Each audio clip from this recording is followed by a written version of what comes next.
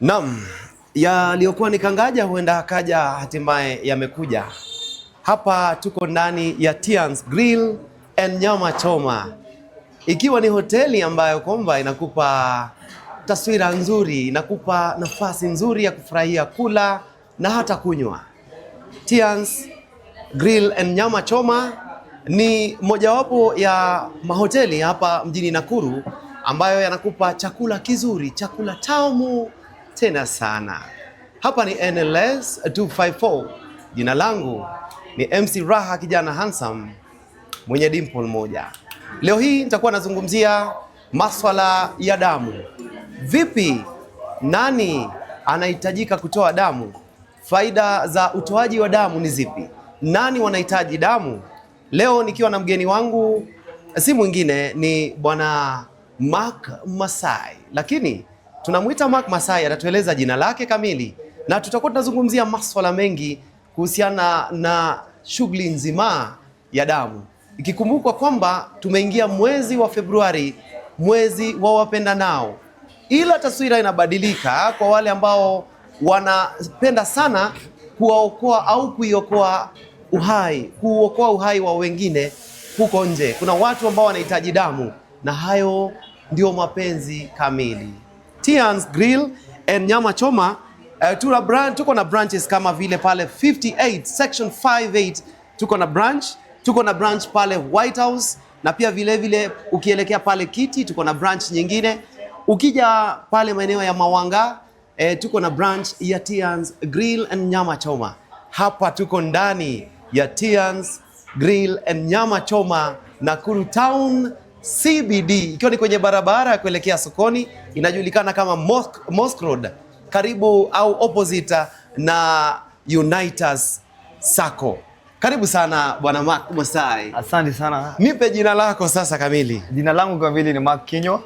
Lakini watu wengi wananiita King Masai. King Masai. Yes. Mbona King Masai? Kwa sababu I'm a king of an empire. Nakuru 032. Naam. Yes. Labda pengine tuzamie ndani ya swala nzima hili la mambo ya utoaji wa damu. Utoaji wa damu ni kitu cha manufaa sana kwa maisha ya wanadamu. Naam. Kwa sababu bila damu hakuna mtu. Naam.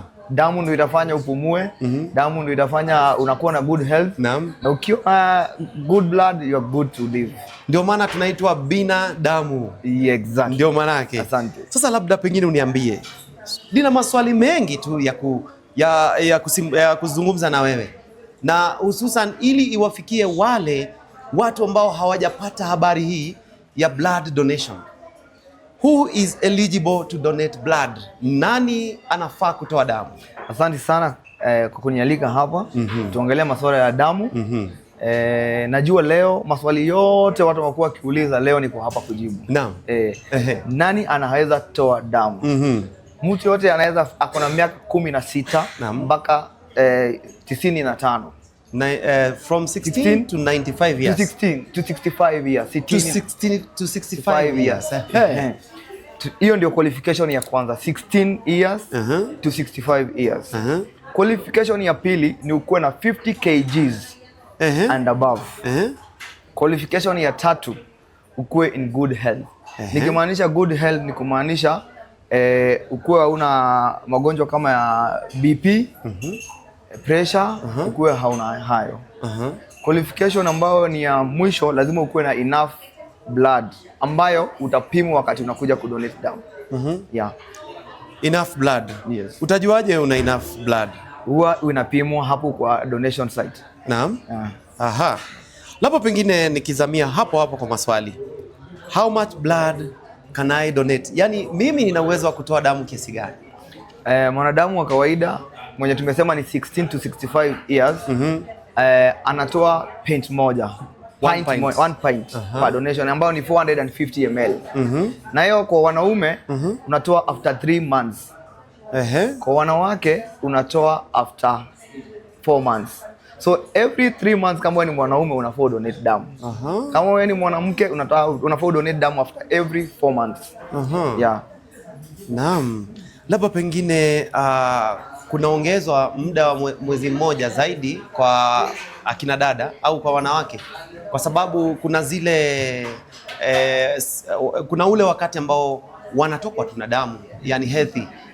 So labda pengine ile muda wa mwezi mmoja unaongezwa kwa sababu ya recovery ama inakuwa namna gani? Exactly. Inakuwa considered mwanamke upoteza damu karibu kila mwezi, right? So ndio maana wanaongezewa hiyo moja. Naam. Pengine tuzungumze nao, tuambie ni wapi unafaa kutoa damu. Manake nadhani kuna sehemu ambazo zimetengwa hususan kwa sababu ya blood donation. Yeah. Mahali unaweza donatea damu kuna hospitali kadhaa. Tukisema Nakuru, the main one is PGH pale kwa damu. Lakini kuna pia hospitali zingine ziko na hiyo facility ya kudonate damu. Na pia kuna wakati wadhamini sponsors huwa wanashikana pamoja, wanasema wataweka Masai Market watu wakadonate damu. Na pia kwa villages tunatafuta damu pande hiyo. Labda pengine kuna wakati naona kuna blood donation ambayo inafanywa hata kwa mashule. Yeah. Nakumbuka mimi nilianza kudonate damu nikiwa high school. Ilikuwa inaletwa shuleni, wale wame qualify 16 years and above. Wanaweza kudonate. Naam. Now, can you get HIV disease from donating blood? We can say you can't get HIV through donating blood. Because the medics that are there to help you donate blood, they get all the equipment ready and they are sanitized, and you can't use a needle that was used by another person. So they take high precautions to avoid such incidents. And I have never had any incident after somebody has donated blood that he got HIV. Manake unajua ni masuala muhimu kuzungumzia kwa sababu kuna watu ambao wanafikiria labda akidonate damu anaweza toka hapo na ugonjwa ambao hakuwa na. However, will my blood be tested before mimi nitoe damu? Yani kabla nitoe damu, damu yangu itatestiwa kwanza au kunaenda namna gani? Aya, nataka turudi pale tulisema qualifications za kudonate damu. Nikirudi hapo, hizo vitu zote nilisema, kgs utapimiwa hapo kwa center ya kudonate damu. BP utapimiwa hapo, that is pressure. Blood pressure? Yes, utapimiwa hapo. Then utapimiwa kama damu yako inatosha kutoa. Naam. Haya, hizo vitu zingine zenye unasikia HIV test za damu haziwezi fanywa kwa center, kwa donation site like Masai Market, villages. Hiyo inafanywa kwa main transfusion center. Ndio wanapitia, wanaangalia, wanakagua na make sure before iende kwa mtu mwingine iko sawa. After umedonate, unakaa 2 weeks, unaendea results zako kwa blood center PGH. Or it takes 2 weeks results zako zimetoka. Results zako. Na ni test kama ipi labda pengine damu yangu inaangaliwa? Damu yako inaangaliwa mambo mingi sana. Hepatitis, HIV, syphilis, sema magonjwa yote yale yenye yanaweza kuwa transmitted through blood. Yote inaangaliwa. Ndio ina make sure hakuna mtu yote atagonjeka kwa sababu alipewa damu ya mtu mgonjwa. Alright. Kwa sababu kuna watu wanatoa damu na labda pengine hawajui kama ni wagonjwa. Kuna watu wanatoa damu wajui kama ni wagonjwa, na ndio maana tumesema lazima ipitie all those tests. Ikipatikana iko na shida inakuwa disposed. Sasa ni nani ambaye hafai kutoa damu? Tutaanza na, wacha tuanze na mama zetu.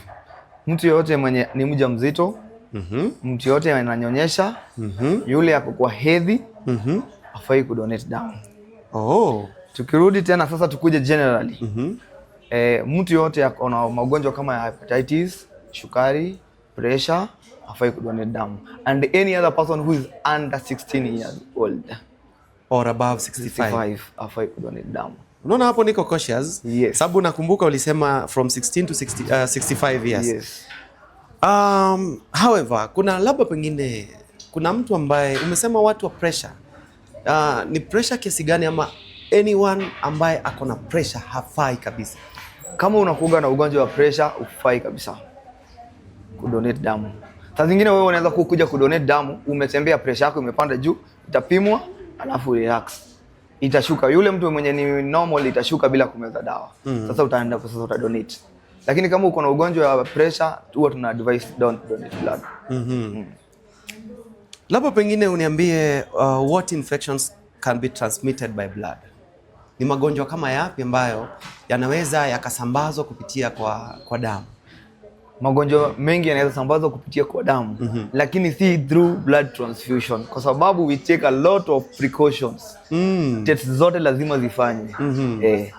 Lakini sasa kuambukizana magonjwa through damu, normally nikikatwa nikiwa na HIV nikikutana na damu yako tunaweza ambukizana. Lakini through transfusion we take high precaution. No. We can say 99.9%. Wow. Yes. That's purely very high. Yeah. That is highly protected. Now, do I get paid? Mimi ninaweza nikalipwa wakati natoa damu? Ukitoa damu ulipwi. Tunasema hiyo ni charity. Take that chance ya kusave mtu free. Kwa sababu hata uhai umepewa bure. Naam. Mimi silipwi nikitoa damu. Na yule ambaye anahitaji damu analipia ile damu? Hiyo swali inakuwa mostly sana inaulizwa. Damu hufai kulipia. However, kuna facilities kama private hospitals. If it's a public hospital like PGH kwa damu transfusion center, it's free of charge. But you'll find kuna facilities like other hospital, private hospital, they charge their blood. Why? Because the government sponsors public hospitals to do the tests. Okay. But for the private, it's them who sponsor themselves. Okay. So lazima ile charge ya kufanya tests zote they waeke. Right. But for the government hospital, it's purely free. Free of charge. Yeah. Ni nani ambaye anafaa kupata damu hii? Mtu yote mwenye anafaa kupata damu, daktari wao wana advice. One, accident patients. Accident patients, daktari ata observe, aone huyu anahitaji damu. Mama zetu wakati wanaenda kujifungua wapate complications, au wanahitaji damu. Kuna watu tunahitaga watu wako na anemia. Anemia. Au watu wanahitaji damu. Kwa sababu anemia ni ugonjwa inakula damu. Cancer inakula damu. So au daktari wana advice wanapewa damu. Naam. Na damu ukitoa hiyo pent moja ikitolewa kwa bag, hii damu inatoa vitu kama 3. Kuna plasma, kuna damu yenyewe na kuna kitu inaitwa platelets. Yes. Unaweza kuwa wewe unahitaji damu, unahitaji plasma. Hilo unaweza kuwa wewe unahitaji damu, unahitaji platelets. Yes. So wakati inaenda kwa lab, it is always separated. Inaseparatiwa kwa viwango vitatu. Yes. Damu, platelets na plasma. Na plasma. Yeah. Watu gani wanahitaji labda pengine plasma? Plasma mostly inatumikaga kwa wale watu wako na burn. Mtu aliungua. Unakumbuka kuna incident ilikuwa Sachangwan. Yeah, kuna wakati tuliitisha damu wakutu watu kuja donate damu. Our aim was mostly to get the plasma. Inasaidiaga inatengeza ngozi. Yeah. Na wale ambao labda pengine wanahitaji platelets. Platelets ni yule mtu mwenye anahitaji platelets, ni yule ukikatwa unafaa kwa sekunde chache damu yako iache kutoka naturally. So yule mwenye anahitaji platelets ni yule mwenye hana hiyo ability ya damu yake kuacha naturally. So platelets zinasaidiaga blood iache kutoka. Tukizalia hapo, wewe ni daktari? Mimi si daktari lakini nimefanya charity ya blood drives for the longest time. I've gone for trainings. That's why I can sit, discuss about blood anywhere and educate people. Wow. I can say for around 20 years I've been donating blood. Wow. Yes. And I donate after every 3 months. Yes. The reason why nimefikiria kukuuliza kama wewe ni daktari ni kwa sababu nimekujua kwa muda mrefu. Lakini vile uwezo wako wa kujibu maswali ambayo yanaendana na maswala ya utoaji wa damu, you're so fluent. Na tukisalia hapo niwakumbushe wale ambao kwamba wanatufuatilia kupitia kwa mitandao ya kijamii NLS 254, YouTube NLS 254, Facebook NLS 254, TikTok. Hapa tuko ndani ya Tians Grill and Nyama Choma. Tians Grill and Nyama Choma. Hapa chakula ni Hapa ndipo mahali ambapo unapata kutulia, kula na kuenjoy. Tukirudi kwako Mark Masai, what are the benefits of donating blood? Faida gani ambayo inakuja kwa sisi au kwa wewe kutoa damu? Nitagawanyisha hizi faida mara mbili. Faida ya wewe mwenyewe ambaye unatoa damu. Naam. Na faida ya yule mwenye anapata damu. Naam. Kwanza acha nianze na wewe. Tuanze na wewe kwanza. Wewe mwenye unatoa damu. Kitu ya kwanza, kuna kitu inaitwa pride. Pride. Umesave a life. Hiyo ndio the first thing. Tunatoa damu kwa sababu ya kusave a life. Kusave a life. Naam. Hiyo ndio faida ya kwanza. Faida ya pili, ukitoa damu unakuwa ni kama una restart your body. What I mean by restarting your body, ukitoa damu you create a chance ya kutengeneza new cells, new plasma. So body yako ni kama ina refresh. Na after umedonate damu kama leo, your plasma takes 24 hours irudi normal. Cells na take can say 2 weeks for them to be back to normal. Yes. Wow. Tukirudi tu bado kwa wewe. Kuna scenarios unaenda kwa daktari, umepimwa pressure, umepimwa mkojo, umepimwa damu, hakuna ugonjwa unapatikana, lakini unaumwa na kichwa. Na hauna stress, lakini unaumwa na kichwa. Kuna wakati mwingine daktari anakuambia enda donate damu. Na ukidonate damu after some few minutes, sema 24 minutes to 30, 1 hour, unarudi sawa na kichwa inapoa. Unaumwa na kichwa, lakini daktari anaweza akakuruhusu ukatoa damu. Anakuambia enda utoe damu. Anakuambia ukatoe damu. Kwa sababu amekupima pressure, amekupima damu, amekupima mkojo, hakuna kitu anapata. Amefanya scan, hakuna kitu anapata. Kwa hivyo anaconclude, anakuambia uko na damu excess. Unaenda unatoa damu, kichwa yako inarudi sawa. Wazo hilo limefungua ukurasa mwingine. So ni kawaida mtu kuwa na damu nyingi. Cells zako zina develop daily. Kumaanisha utafika pahali na ku excess. Saa zingine hata unakuta unasikia tu uchovu. Mwili wako tu unachoka tu. Daktari anakuambia unaenda massage, bado unarudi. Anakuambia ndio donate damu. Na donate damu unarudi fresh. What do you mean? Yes, ni kama kunywa maji ukiwa kiu. Kiu inapotea. Na hiyo ni mpya. Nafikiri wale ambao wanatufuatilia wanapata kuelewa. Kuna wakati ambapo unakuwa una damu zaidi. Na mambo haya yote kulingana na vile anaeleza Mark Masai ni kwamba unafaa upitie kwa daktari, wataalamu wa damu ambao watakuwa na uwezo wa kukupima na kukupatia maelezo au maelekezo zaidi kama unafaa utoe damu. Manake anasimulia vizuri, anasema unaweza ukawa umechoka au labda pengine unaumwa na kichwa sana. Kuna watu ambao wanasumbuliwa na kichwa sana, frequent headaches. Labda pengine to advise, labda ni damu nyingi kwa kichwa, ni damu nyingi, sio kwa kichwa lakini ni damu nyingi ambayo wakipata ushauri wa daktari, labda wakitoa damu ndio mambo ya kuumwa itaisha. Exactly. I have seen so many cases zenye mtu anasema kichwa ipoi. So unamuadvise enda upimwe damu, uone uko na kiwango gani ya damu. Alafu donate. Ukumbuke kabla utoe damu lazima upimwe ile vitu tuliagree. 1 kgs, pressure, blood level. Hizo ni vitu lazima hizo tatu upimwe. Naam. Hizo ndio determine kama utatoa damu. Wow. Kwa sababu utakuta kuna mtu ako na 70 kgs. Lakini unakuta ako na pressure. Atatoa. Ama unakuta ako 70 kgs na damu yake ni chache. Haifiki ile kiwango ya kutoa. So kuna vipimo ndio zinaamua kama unaweza kutoa ama hauwezi ukatoa damu. Naam. Sasa baada ya mimi kutoa damu au baada ya wale ambao kwamba wanatoa damu, wakishatoa damu, manake kuna watu ambao kwamba hawaelewi wanafaa kwenda kutoa au kupata results zao wapi. Kabla tufike kwa results, nilikuwa nimesema nitagawanyisha manufaa ya kutoa damu mara mbili. Nikagawanyisha ya kwanza mimi binafsi.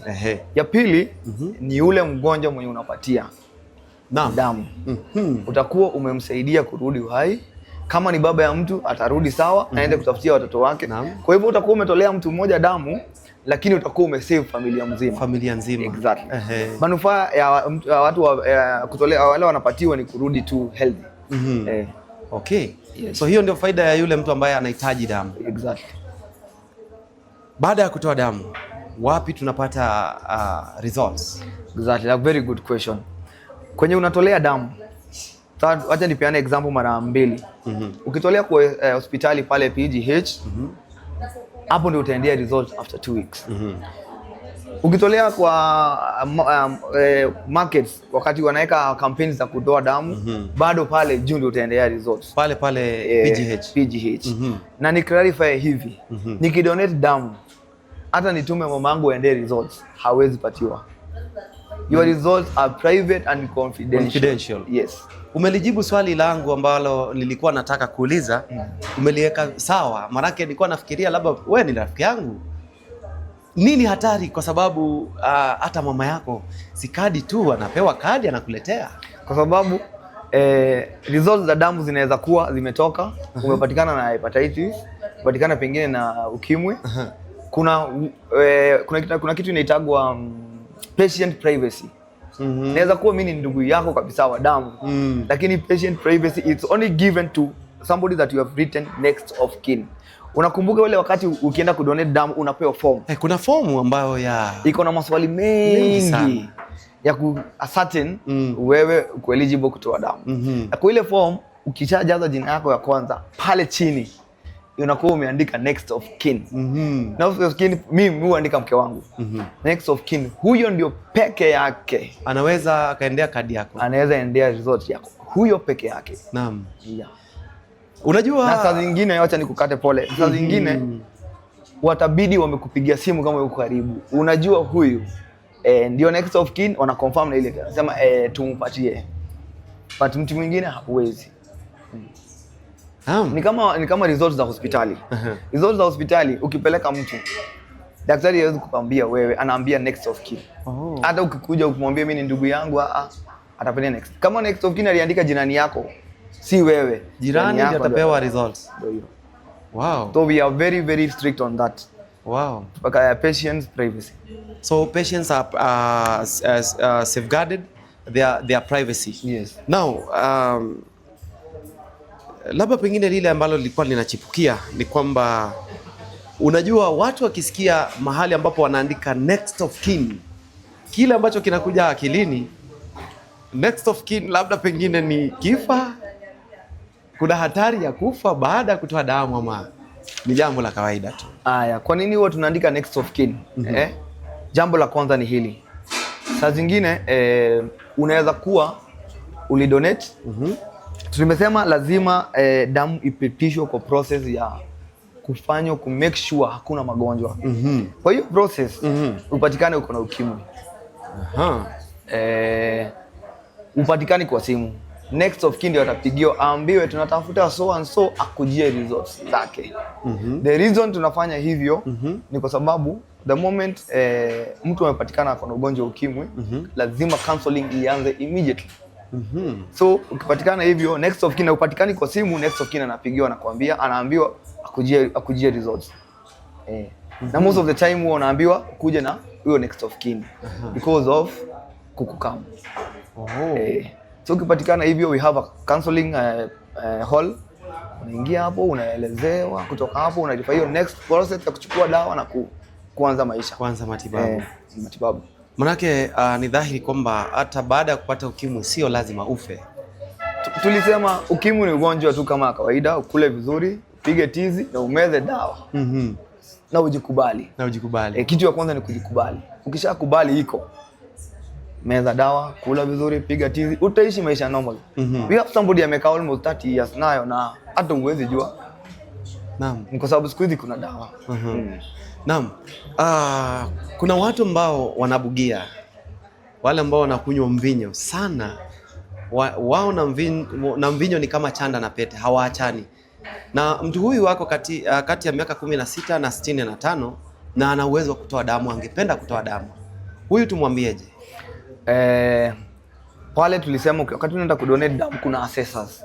Madaktari wanakusaidia kuona kama you qualified. Naam. Kuna ule mtu mwenye kikuja hata kubaliwa aende adonate damu. Kwa sababu utakuta high level zake za alcohol ziko high. So atakubaliwa. Naam. Na tunasema kama unajua unaenda kudonate damu leo, kama una kesho, leo usinywe. Ndio damu yako at least ikuwe fresh. So that duration ya kutokunywa pombe, one day ni enough? One day is enough.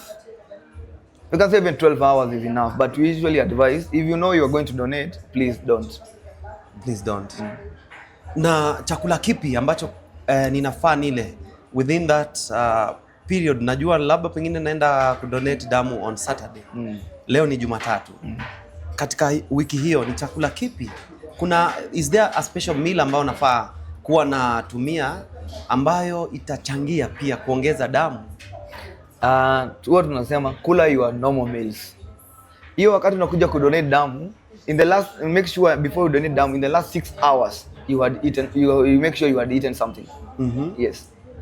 Before you donate, 6 hours to the donation, make sure you eat something. Or 6 hours to the donation. So naweza nikala saa hizi, baada ya dakika kama 10 nitoe damu? Bado utatoa. Lakini ukumbuke ukitoa damu, kuna wale mtu akitoa damu wanasikia usinzi kidogo. So tunasema ukule before ukuje kudonate damu around 6 hours, ndio hiyo food ikuwe imedigestiwa to glucose to energy. Kwa sababu ukitoa damu energy inarudi kidogo chini. Sasa unakuta saa zingine ukishamaliza kudonate damu utapewa maji ama soda ya kurudisha the energy up. Energy juu. Kuna vinywaji ambazo ni maalum kabla nitoe damu? Hakuna kinywaji maalum. Huwa tuna advise kunywa maji tu. Lakini sio lazima, lakini tunaambiaga watu kunywa maji ndio bado circulation of air, energy yako ikuwe bado iko on. Kuna mtu labda pengine anafikiria, kwa sababu umezungumzia soda au sukari ambayo inaongeza blood levels kurudi juu, labda pengine nitafikiria ninywe soda kwanza kabla nitoe damu ili nichangie ile sukari ikwe. Bado iko sawa. Hujakatazwa. I'm saying do your normal meals. Kama unasikia kunywa soda is okay. Ukatazwi. Tuna mtindo wa kushabikia au kusherekea wakati ambapo labda pengine tunahamasisha wananchi waje watoe damu. Kwa mfano mwezi huu tarehe 14, wale mashabiki wote wa Manchester United Kenya wao ndio watakuwa wanashikilia jadwali la kuandaa hafla za utoaji wa damu kote nchini Kenya tarehe 14 kote nchini Kenya, na ni kawaida yetu, manake mimi ni mmoja wao, ya kushabikia kule, kualika watu kuwa na ile procession. How long does it take tukishafanya ile procession? Manake we walk, tuna dance, tunaita watu, tunaongelesha watu sana kwa barabara waungane na sisi kutoa damu. How long does it take sisi kutoa damu? Kwanza nianze na kusema asante sana kwa Manchester fans across the country. Mmekuwa one of the people wenye mmekuwa kitu support and we appreciate. Yes. Anytime you people you are coming, we get a lot of pains of blood and we appreciate you so much. Yes. Huwa tunasema before ukitembea damu yako huwa inapanda pressure, right? So ukifika procession mmetembea, huwa tunaambia watu at least kaa pahali, pumzika kidogo, levels of pressure zirudi sawa. Kwa sababu wakati umetembea ukipima pressure itakuwa high. So utaambiwa relax, tulie kidogo kama dakika 5-10 irudi chini, alafu una donate. Kuna watu ambao labda pengine wana hasira. Unajua kuna vitu vingi au kuna sababu nyingi ambazo zinafanya labda pengine damu kupanda. Ndio. Kuna mtu ambaye ni mtu ana hasira. Tu yule anaruhusiwa kutoa damu? Hasira ni temporary. Utakasirika urudi chini. So ukikisha cool unatoa damu. Bora pressure yako isikuwe juu. Alright. Labda pengine niulize, na maswali haya ninayauliza kulingana na maswali ambayo katika utafiti wangu ni maswali ambao nimekutana na watu wasiojua faida za kutoa damu, na maswali haya wanauliza tu, na ni baadhi ya maswali ambao walinipa ili nikikaa na wewe nikuulize. Do I need a specific diet after donating blood? Huwa tunasema just eat your normal meals. Ndio maana ukimaliza kudonate damu utapewa kasoda kakurudisha energy juu na maji. but eat your normal meals. There's no special diet. Endelea na maisha yako kama kawaida. Kwa hivyo hii inafungulia watu wote kujiunga na sisi kufanya utoaji wa damu kabisa. Naam. How long does my blood take to replenish? Replenish means mwili wangu ku recover baada ya kutoa damu. How long does it take?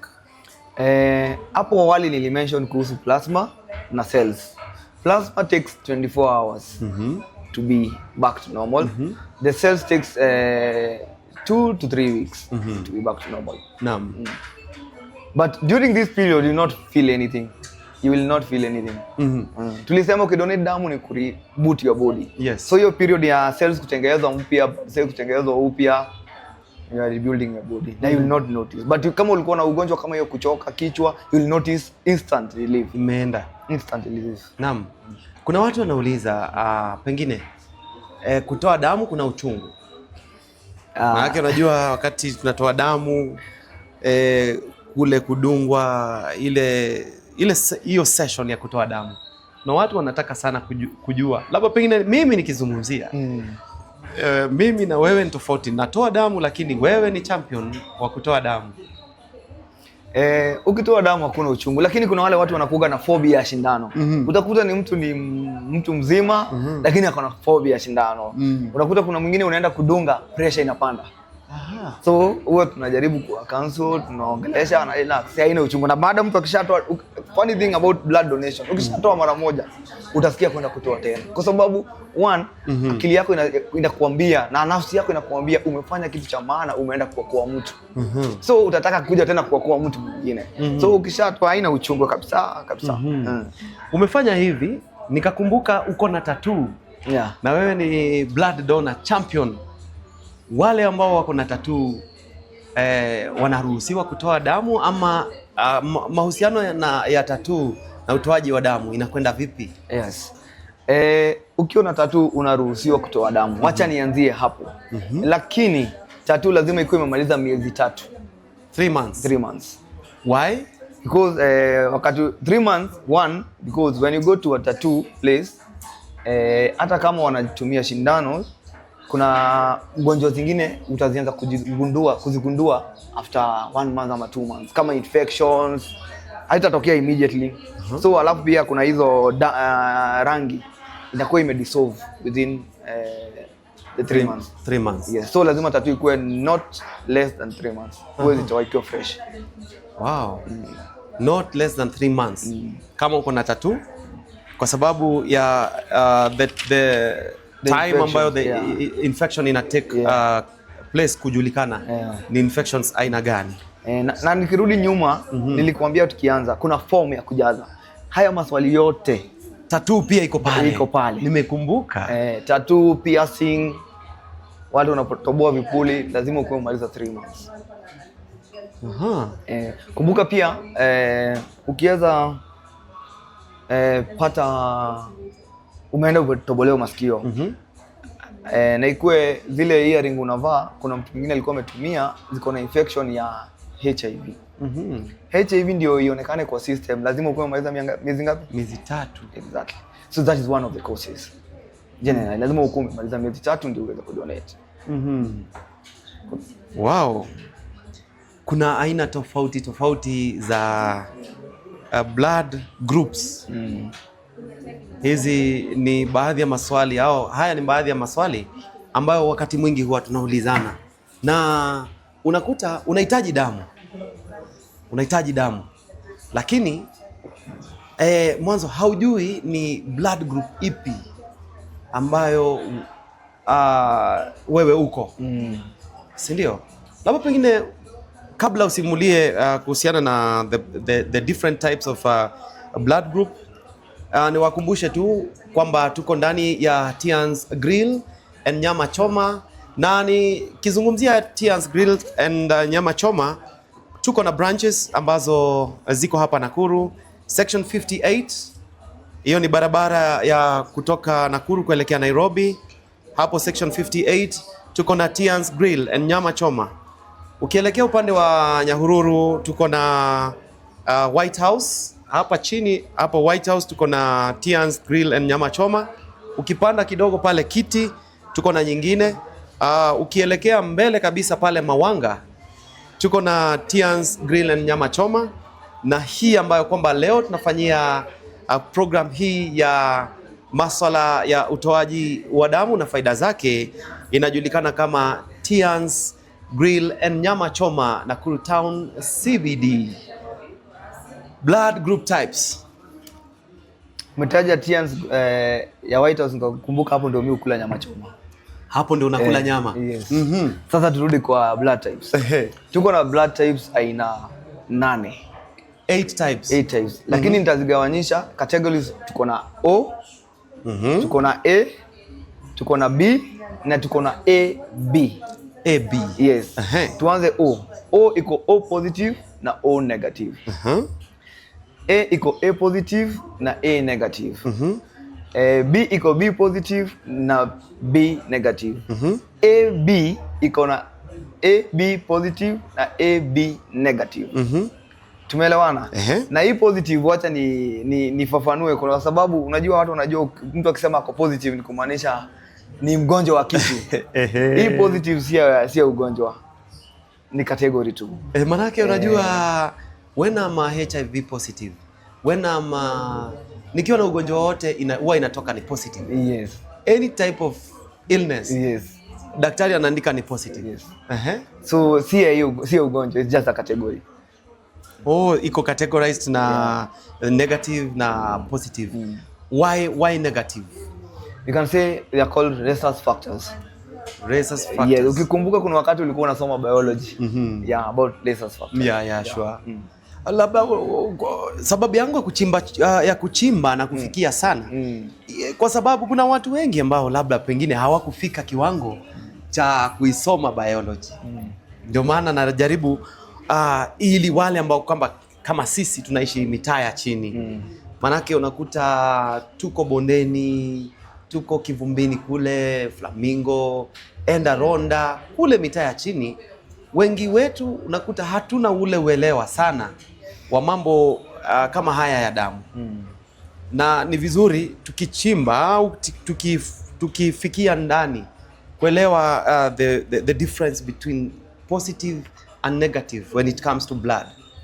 Nikianza kuielezea tutaingia deep sana. Nitaifanya ikuwe rahisi kuelewa. Yes.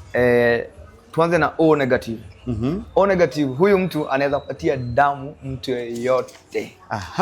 Ukuwe ni wa O positive, ukuwe ni wa A positive, A negative, utapatiwa na O negative. O negative anapatia, we call them universal donor. Atapatia mtu yeyote. O negative is a universal donor. Na yeye anapatiwa na mtu mmoja peke yake. What do you mean? Yes, anapewa na negative. O negative anapewa na O negative peke yake. What do you mean? But he can give the rest. So mtu ako na O positive atapewa na mtu O positive ama O negative. Mtu ako B positive atapewa na mtu B positive ama O negative. We have a universal receiver, AB negative. AB negative. Yes, is a universal receiver. Negative is a universal receiver. Yes. What do you mean by universal receiver? Anapatiwa damu na mtu yote. Hizo kategori zote za damu, yeye anapatiwa damu na mtu yote. Naam. Sasa labda pengine tukisalia hapo kwa universal donor, universal receiver. Pengine nipende kujua kuna mtu ambaye labda pengine angetaka sana ajue yeye yuko blood group gani. Is there that provision ya kwenda kujua tu my blood group? Yes. Kujua blood group unaweza enda kwa laboratory yote, atakupima, atakuambia blood group yako. Pia unaweza taka kujua more kuhusu damu, unatembelea pale PGH Blood Transfusion Center, utaelezewa kila kitu na watakupima kuambia blood group yako ni hii. Naam. What are the risks? Unajua umezungumzia PGH, that is the Provincial General Hospital. What are the risks ambazo labda pengine watu wanakutana nazo wakienda kwa any clinic, any other clinic? Manake unajua kuna incidents ambazo tumekutana nazo. Kuna some clinics ambazo hata zinafungwa na serikali. kwa sababu labda pengine wanasema they are not eligible to operate? I can say generally risks za kwenda kwa watu wayuko qualified kufanya hiyo kazi. Umeona umeandika tu laboratory unaingia, one of the risk ni magonjwa. Kwa sababu utakuta kama mtu yuko qualified, hata unaweza kukuta zile vitu wanatumia haziko standard. Ama ametumia kwa watu wawili kama shindano.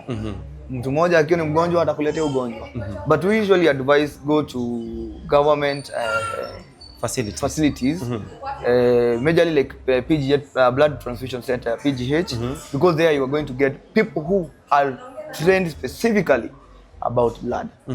Specifically about blood. So you get all the help that you want there.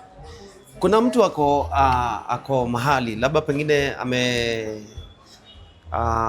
yuko anataka kwenda labda pengine chuo kikuu. Kuna kosi ambayo ni specially kwa watu ambao wana deal na mambo ya damu. Definitely. That's why ukienda pale utakuta wanapaga koti za white. Maana unajua sisi tunaita madaktari wote wamesomea purely mambo ya damu. Purely. Unakuta mtu akona PhD ya mambo ya damu. Purely. So not all those who wear white or no, hata mtu wa butchery anavaa white. Yes. Hata mtu wa butchery anavaa dark coat ya white. Yes. Anyway, labda pengine kuna mambo ambayo sasa si kwa maswali. Wewe kama blood donor champion Mark Masai, kuna jambo ambalo wewe ungetaka kulizungumzia, you extract it about this segment ambayo tuko nayo inahusu damu kabisa. Siwezi kosa jambo la kuambia wananchi kwa sababu tuanze hapa. In every 10 minutes somebody needs blood. 10 minutes. In every 10 minutes somebody needs blood. Na ninaambiaga watu usidonate damu kwa sababu mtu wenyewe ako na haja na damu. Anza kuwa na tendency ya kudonate damu after every 3 months kwa male na women 4 months. By that utakuwa ukisaidia ule mtu hata ujui. Kabisa. Hiyo ndio unaweza ambia watu ujitolee kutoa damu kwa sababu hata ukitoa haina hasara. Si kama pesa ukipatia mtu unaenda short ya pesa. But damu itajirudisha tu yenyewe na haina hasara. Na kwanza iko na manufaa mengi kwako kuliko ule mtu anapata. Wow. In every 10 minutes someone somewhere needs blood. Pengine labda uzungumzie the blood transfusion centers in Kenya. Let me make it easier. Blood transfusion centers in Kenya we have in every county. The 47 counties, every county has a blood transfusion center. Yes, let me make it easier. Oh yes. And you say the county is big. Kuna towns kama you can say Nakuru, kuna Naivasha, all those have blood transfusion centers. Pengine labda nikupe nafasi hii sasa uzungumze kupitia kwa kamera tu, uwapatie himizo wananchi wale ambao hawajui faida za kutoa damu. Zungumza nao. Nitarudi pale mwanzo. Damu ukitoa, kitu ya kwanza unaokoa maisha. Kitu ya pili ina manufaa mengi kwako kuliko yule ambaye unapatia. Kwa sababu kitu ya kwanza inafanya unakuwa na blood cells mpya, plasma mpya na ina reboot your body. Nikikuja kwa himizo, tarehe 14 huu mwezi wa mapenzi Februari, tutakuwa tuna donate damu pale Masai Market. Tell a friend to tell a friend. Kujeni tu donate damu, tushirikiane hapo, tuongee mambo ya damu na tufanye kuokoa maisha ya watu. Wacha tupitishe upendo through ku donate damu. Naam. Amekwisha kusema hayo, muite Mark Masai. Wajua kuna mambo mengi sana ambayo tunaweza tukazungumzia. Ila tunasema muda unasonga. Na wanasema mengi ni sumu. NLS 254 kazi yetu huwa rahisi kuhakikisha kwamba tunawaletea programu ambazo ni za faida kwenu kama wananchi. Hiyo ndio faida ambayo kwamba sisi tunapata wakati tunakuletea maswala ambayo yanakufaidi wewe, naye sisi tunafaidika zaidi kwa kuona wewe unasaidika. Labda pengine nizungumze na Manchester United 254, that is Manchester United fans across Kenya, kwa kuchukua jukumu hili la kushikilia shughuli nzima ya blood donation. Na wapigia saluti na wavulia kofia wale viongozi wote kutoka all the branches countrywide za Manchester United, na muendelee hivyo hivyo, mjiandae, tuko pamoja, kila mmoja afikiwe na ujumbe. Tutumie all the social media platforms kuwafikia wananchi na kuwapatia maelezo thabiti kuhusiana na faida za kutoa damu. Ila mimi husema ikipigwa sana hupasuka, na ndio maana natamatisha hafla hii. Nilikuwa naye Mark Masai, jamaa wa hapa Nakuru, lakini anapenda sana rugby. Zungumza na hao jamaa wa rugby kwanza kabla tuondoke hewani. Bas, asante sana kwa kunipatia nafasi ya kufanya timu yangu ya Nakuru Wanyore ijulikane Nakuru War FC rugby. Na leo wako na game. Leo wako na game Nairobi na Daystar. Naam. Wanacheza na Daystar. Hawa jamaa watakuja kutoa damu? Hawa majamaa huwa tunakaa nao, tunapanga session, wanatoa damu. Naam. Najua sasa hizi kwa sababu wako na games, wakimaliza session, wakimaliza games, circuit ya 15 tuita Kenya Cup, hiyo period ya kupumzika ya miezi 2 watatoa damu. Huwa tunapanga nao wanatoa damu. Naam. Asante sana. Thank you so much. Thank you for your time. Asante sana. Asante sana Bwana Masai. Kutoka kwetu NLS 254. Mimi nakafunga. Langu jina kama kawa, kama dawa. Nite MC Raha, kijana handsome mwenye dimple moja. Wow.